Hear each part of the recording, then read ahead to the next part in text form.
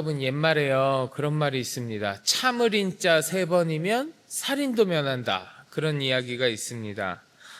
우리가 참고 인내하는 것에 대한 중요성에 대해서 이야기하는 속담이 아닌가 싶은데, 근데 이 말이요, 이 속담이 단순히 참는 게 좋다, 무조건 참아라, 그런 의미를 이야기하는 말은 아닐 겁니다. 그것 이상의 가치를 이야기하는 속담이라고 저는 생각합니다.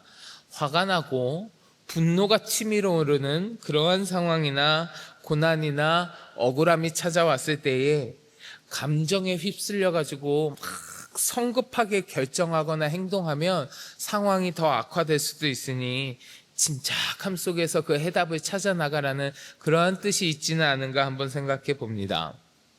한 30여 년 전에요. 30여 년 전에 1992년에 미국에서 아주 큰 일이 하나 있었습니다. 뭔지 기억하시나요? 알고 계십니까?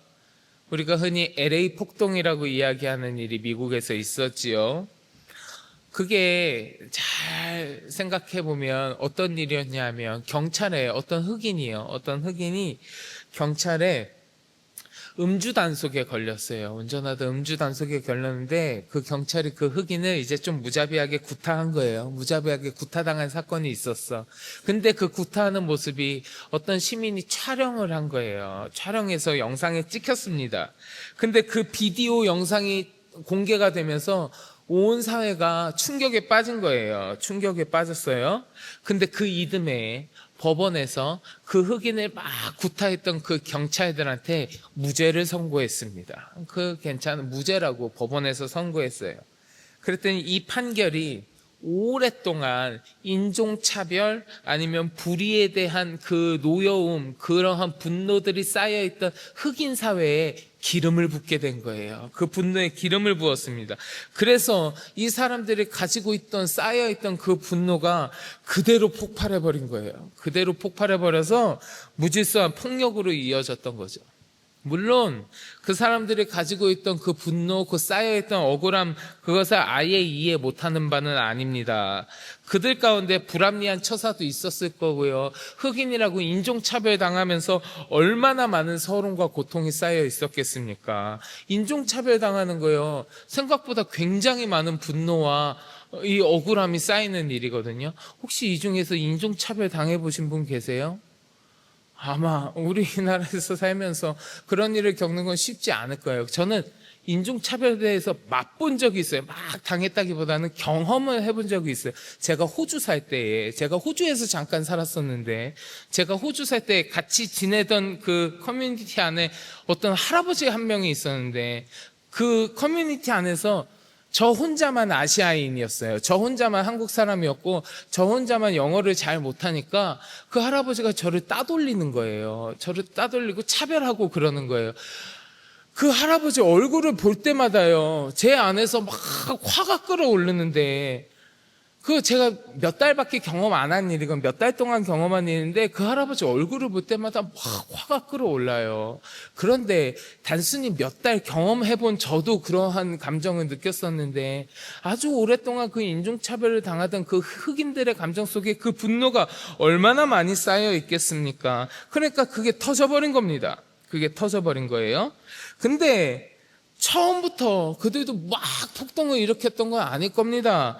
처음에는 정의를 부르짖었을 거예요. 자신들이 받는 차별을 바로잡기 위하여 목소리를 높였을 겁니다. 그런데 그 분노의 표출이라는 것이 얼마 가지 않아서 폭력적으로 변하면서 다른 전혀 관계없는 우리 한인들도 그렇고 여러 사람들을 향한 약탈이 되고 방화를 일으키고 무고한 희생자가 생기는 그러한 파괴적인 결과를 갖고 왔었죠.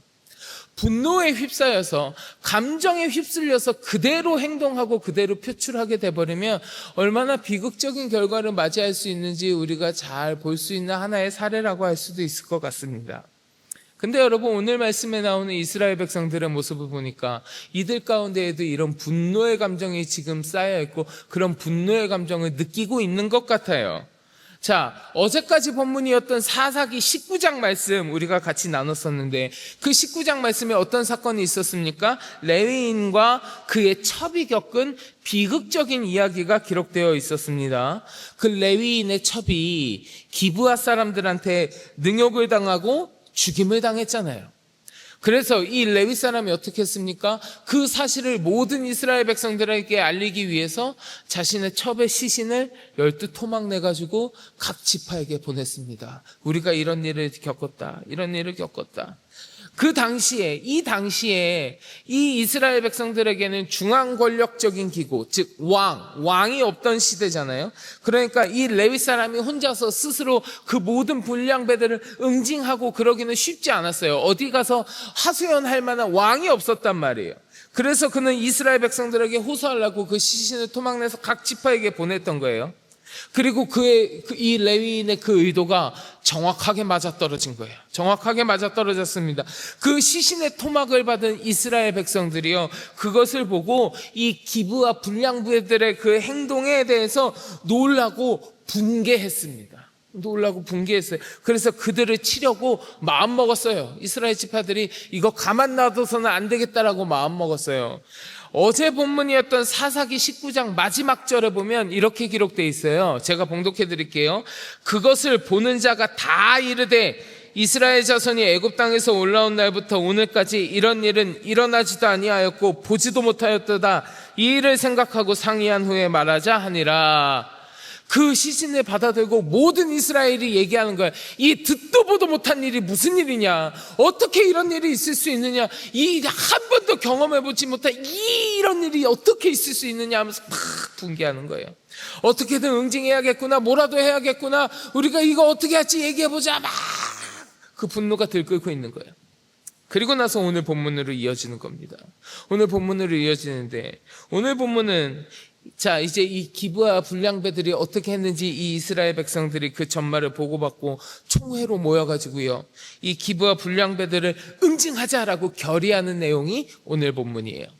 조금 잘라서 보면 1절부터 3절까지는요, 레위인이 보낸 그 시신의 조각을 받은 이스라엘 백성들이 그 사건의 진위를 파악하기 위해서 미스바 총회로 모였다. 미스바 앞에 모이는 모습이 나오고요, 4절부터 7절까지의 말씀을 보면요, 이 사건과 관계된 사람들을 불러가지고요, 어떤 일이 있었는지 이 사건의 전말을 막 듣습니다. 사건을 정확하게 파악하기 시작해요. 그리고 나서 8절부터 11절에 보면 이스라엘의 총회가 이제 그 기브아에 대한 응징을 결의하는 모습을 보여줍니다. 물론 이런 이스라엘의 총회가 다 좋은 결과만을 야기한 건 아니에요. 뒤에 말씀을 계속해서 보다 보면 이게 내전으로 발전하기도 하고 좀 불러일으키는 실수를 범하기도 했지만, 오늘은 우리가 함께 본 본문 말씀 1절부터 11절까지의 내용을 중심으로 해서 총회로 모이는 이 이스라엘의 모습, 본문에 드러나는 이스라엘의 모습 가운데 문제와 분노를 맞닥뜨렸을 때 어떻게 해결하는지, 어떻게 다스려야 하는지, 지혜로운 방법이 무엇인지 우리가 좀 같이 나누어 볼까 하는 겁니다. 자, 여러분, 오늘 본문 1절 말씀 한 번만 다시 봉독해 볼까요? 1절 말씀 한 번 더 봉독하겠습니다. 이에 모든 이스라엘 자손이 단에서부터 브엘세바까지와 길르앗 땅에서 나와서 그 회중이 일제히 미스바에서 여호와 앞에 모였으니. 아멘. 자, 이스라엘 백성들이요, 그 기브아 불량배들이 레위인과 그 첩에게 행한 일들을 듣고서 어떤 마음이 들었겠습니까? 어떤 마음을 가지고 지금 모이고 있습니까? 아주 괘씸하고요, 아주 화가 났을 겁니다. 당장이라도 쳐들어가서 그들을 응징하고 싶었을 겁니다. 자기들이 듣도 보도 못한 그런 악행을 이 사람들이 저질렀구나라고 이야기하면서 모이잖아요. 그들 마음 가운데 그 사람들한테 어떻게든 응징하고 이것들을 당장이라도 손봐야겠다, 그런 마음을 가지고 이스라엘 백성들이, 그 마음이 그 가운데 불탔을 겁니다. 그리고 당장내라도 쳐들어가고 싶었을 거예요. 그런데 이 이스라엘 백성들은 그리하지 않았어요. 그들은 기브아 불량배들의 그 사건을 해결하기 위해서 같이 눈에는 눈, 이에는 이다 하고 그들을 쳐들어가서 치는 것이 아니라 먼저 미스바에 여호와 앞에 모였다, 이렇게 기록되어 있습니다. 여호와 앞에 모였다. 즉 이스라엘 백성들이 이 사건을 어떻게 해결할지 하나님 앞에 먼저 물어보는 겁니다. 이 일에 대한 하나님의 뜻이 무엇인지, 어떤 방법이 하나님께서 원하시는 방법인지 묻기 위해서 모이는 것이 먼저라는 거예요. 기브아의 불량배들, 그 악행들은요, 모든 이스라엘이 분개하고 치를 떨 만한 사악한 행실이었지만 이스라엘 백성들은 그 행실에 대한 복수심, 분노의 감정들을 담아서 인간적인 감정들, 그 분노를 앞세워서 이를 성급하게 처리하지 않았다라는 겁니다.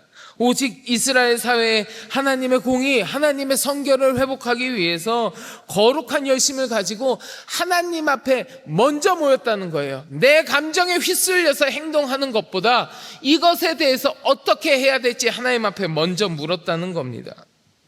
여러분, 이 모습이 우리의 삶 가운데도 있어야 하지 않을까 생각합니다. 분쟁이 생기고요, 분노가 생기고 억울함이 일어나는 일들, 그런 일들 우리 삶 가운데 얼마나 많이 일어납니까? 참 많이 있지요. 그런데 그런 일들을 만났을 때, 그러한 일들이 나를 찾아왔을 때 감정에 휩쓸려 가지고요, 감정만을 앞세워서 먼저 행동하는 건 현명하지 않을 수 있어요. 문제를 해결하는 방법이 나의 이기적인 편의와 나의 감정 처리를 위한 것이 되는 것은 더 좋지 않은 결과를 초래할 때도 있습니다. 그렇기보다는 하나님의 뜻과 섭리가 무엇인지 먼저 묻고 하나님의 역사하심을 간구하는 심정으로 하나님 앞에 먼저 서고 주의 뜻이 무엇인지 묻는 것이 성도의 올바른 자세 아니겠습니까?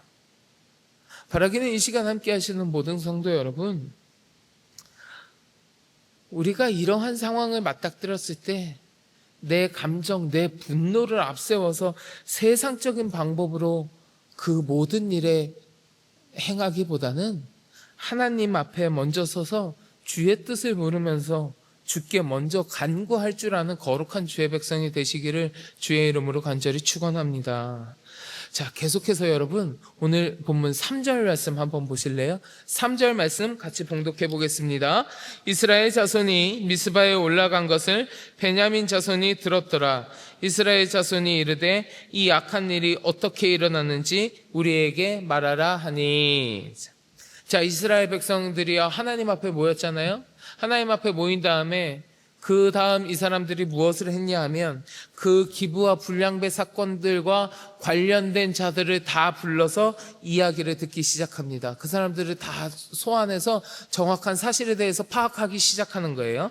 자, 3절에 보면 베냐민 자손이 들었더라 라고 했죠. 여기서 베냐민 자손이 왜 나오냐 하면 이 기브아 지역이요 베냐민 자손의 지역이에요. 베냐민 지파의 지역이에요. 그래서 그 지역에서 일어난 그 사람들, 그 지역에 속한 불량배들의 일이기 때문에 그 불량배들과 관련된 사람들을 불렀다는 거예요. 그러니까 피고를 부른 거예요. 피고를 불러서 그 이야기를 들었다는 겁니다. 그 다음 4절 말씀에 보면 레위 사람도 이스라엘 모든 지파의 대표들이 베푼 법정 앞에 섰다라고 이야기하고 있습니다.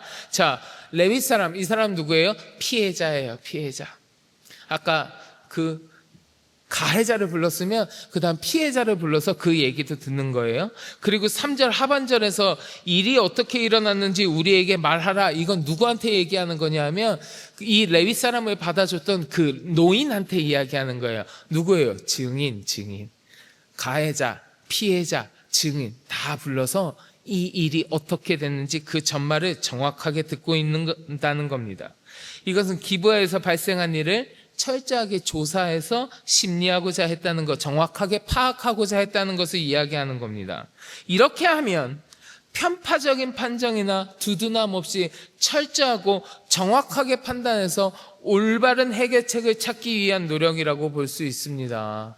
여러분, 레위기 19장 15절에 보면요 이런 이야기 있어요. 제가 봉독해 드릴게요. 너희는 재판을 할 때에 불의를 행하지 말며 가난한 자의 편을 들지 말며 세력 있는 자라고 두둔하지 말고 공의로 사람을 재판할지며, 이렇게 말씀하고 계십니다. 우리가요 감정에 휩쓸리고 분노에 휩싸여 갖고 거기에 휩싸여서 행동하다 보면 오해로 인해서 잘못된 일을 행할 때가 너무 많이 있습니다. 한쪽의 이야기만 듣고 행하다 보면 잘못된 일, 그래서 일을 그르칠 때도 있어요. 우리가 막 감정에 휩싸여서 행하기 전에 이 일이 어떻게 됐는지 정확하게 알 필요가 있다는 거예요. 그리고 지금 이 이스라엘 백성들이 그렇게 행하고 있는 거예요. 이들도 기브아 사람들의 이야기를 듣고 레위 사람의 이야기만 듣고 막 화가 났죠. 분노가 치밀었죠. 근데 그대로 쳐들어가지 않고 먼저 뭐예요? 하나님 앞에 모이고 그 다음에 뭐 했어요? 가해자도 부르고 피해자도 부르고 증인도 불러서 정확히 어떻게 됐는지 들어보고 그 다음에 행동하는 거예요. 그 다음에 오늘의 말씀을 다시금 정리해 보자면 무엇인가 분노를 일으키는 일, 분쟁을 일으키는 일이 생겼을 때에 우리가 먼저 행해야 되는 것은 하나님께 먼저 아뢰는 것, 하나님의 선하신 뜻을 먼저 구해야 하고 그 일어난 일에 대해서 객관적이고 정확하게 그 사실을 잘 먼저 확인하는 것이 필요하다는 겁니다. 성도된 우리들도요, 이 세상에서 살아가다 보면 뜻하지 않게 여러 분쟁에 휩싸일 때가 얼마나 많이 있습니까? 세상 가운데에서 뿐만이 아니에요. 믿음의 공동체 안에서도 우리가 서로 분노하고 서로 분쟁이 일어날 때가 얼마나 많이 있습니까? 여러분들은 그런 상황에 맞닥뜨리셨을 때 하나님 앞에 서서 주의 뜻을 먼저 물으시겠습니까? 아니면 내 감정에 휩싸여서 하나님의 뜻은 구하지 아니하고 그냥 내 방식대로 그 문제를 해결하려고 하십니까? 바라기는 이 시간 함께 하시는 우리 모든 성도 여러분, 세상의 것을 기준으로 삼고 내 감정에 휩싸여서 행하는 자가 아니라 주의 뜻을 먼저 묻고 하나님의 뜻대로 행할 수 있는 거룩한 주의 백성들이 되시기를 간절히 축원합니다. 물론 그리 행한다는 거요, 쉽지 않습니다. 내 마음 가운데 당장에 화가 일어나고 분노가 일어나는데 그것을 참고 침착하게 하나님 앞에 먼저 선다는 거 쉬운 거 아닙니다. 하지만 성경은 성도가 세상 가운데에서 맞닥뜨리는 분쟁과 믿음의 시련 속에서 승리하는 비결을 이야기하고 있어요. 그 비결이 하나님 앞에 먼저 서고 하나님의 뜻을 구하는 거라는 거예요. 성경 여기저기서 이야기합니다. 그래서 그 성경의 가르침 3군데만 봉독하고 오늘의 말씀을 맺고자 합니다. 제가 봉독해 드릴게요. 첫째로 고린도후서 10장 4절 말씀입니다. 우리의 싸우는 무기는 육신에 속한 것이 아니요 오직 어떤 견고한 진도 무너뜨리는 하나님의 능력이라. 두 번째 말씀 에베소서 6장 18절입니다. 모든 기도와 간구를 하되 항상 성령 안에서 기도하고 이를 위하여 깨어 구하기를 항상 힘쓰며 여러 성도를 위하여 구하라. 마지막으로 디모데후서 2장 22절 23절입니다. 또한 너는 청년의 정욕을 피하고 주를 깨끗한 마음으로 부르는 자들과 함께 의와 믿음과 사랑과 화평을 따르라. 어리석고 무식한 변론을 버리라. 이에서 다툼이 나는 줄 알미라. 이 말씀들을 기억하시고 주의 뜻대로 행하시는 여러분들이 되시기를 주님의 이름으로 간절히 축원합니다. 우리 같이 기도하겠습니다.